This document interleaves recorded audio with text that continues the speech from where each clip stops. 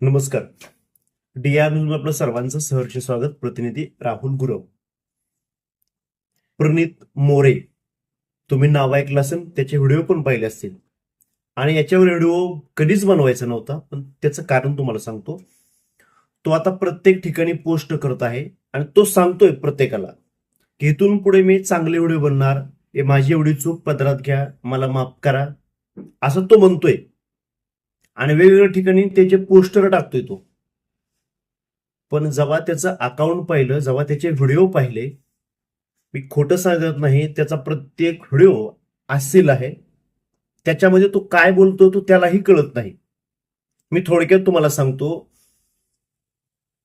तो जो व्हिडिओ बनवतो त्याला हे सुद्धा कळत नाही की आपण पुढच्या मुलीला, पुढच्या स्त्रीला आपण काय बोलतोय. आपण तिला हे विचारायला पाहिजे का?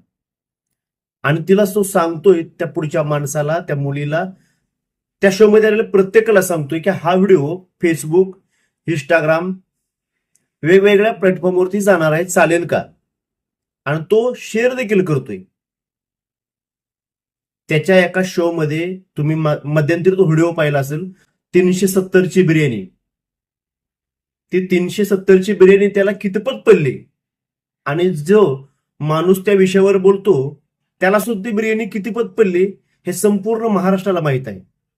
सगळ्यात महत्वाचा तुम्हाला पॉईंट सांगतोय, त्याचे सगळे व्हिडिओ असेल आहेत आणि प्रत्येक ठिकाणी तो पुढच्या माणसाला अप्रोच करतोय आणि सांगतोय अजून पुढे काय, अजून पुढे काय. जर एखादी व्यक्ती चांगलं सांगत असेल, तो स्वतः माईक वरती म्हणतोय की मी हे ऐकाय नाही आलो इथं, मला हे नको सांगू, मला हे सांग.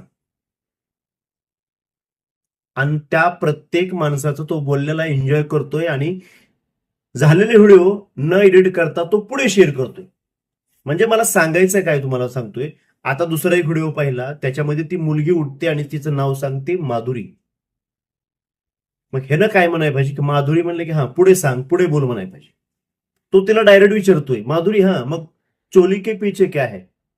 पण मला म्हणायचं आहे की त्याच्याकडे बहीण आहे, बायको आहे, आई आहे, म्हणजे सगळीच नाती त्याच्या जवळ असतील. तो घरात असं प्रत्येक स्त्रीला, प्रत्येक तिच्या स्वतःच्या आईला हे विचारतो का? म्हणजे मला म्हणायचं आहे की जी गोष्ट त्याच्या आईकडे आहे, बहिणीकडे आहे, तीच गोष्ट त्या माधुरीकडे असेल किंवा त्या स्त्रीकडे असेल. मला इथं कोणाचंही नाव घ्यायचं नाही, पण घेतोय का माहितीये का? हा माफ करा म्हणतोय आणि ह्याचे व्हिडिओ जर पाहिले तर डोक्याची आग अशी मस्तकाला धन करते. म्हणून सांगतो की अशा माणसांचे शो महाराष्ट्रात नव्हे तर कुठेच शो झाले नाही पाहिजे. ह्याचे शो बंद झालं पाहिजे.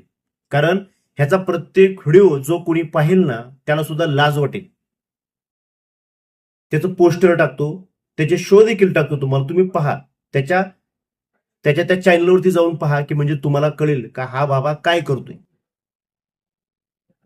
आणि असे व्हिडिओ जर कोण करत असेल तर यावरती त्वरित आळा घातला पाहिजे.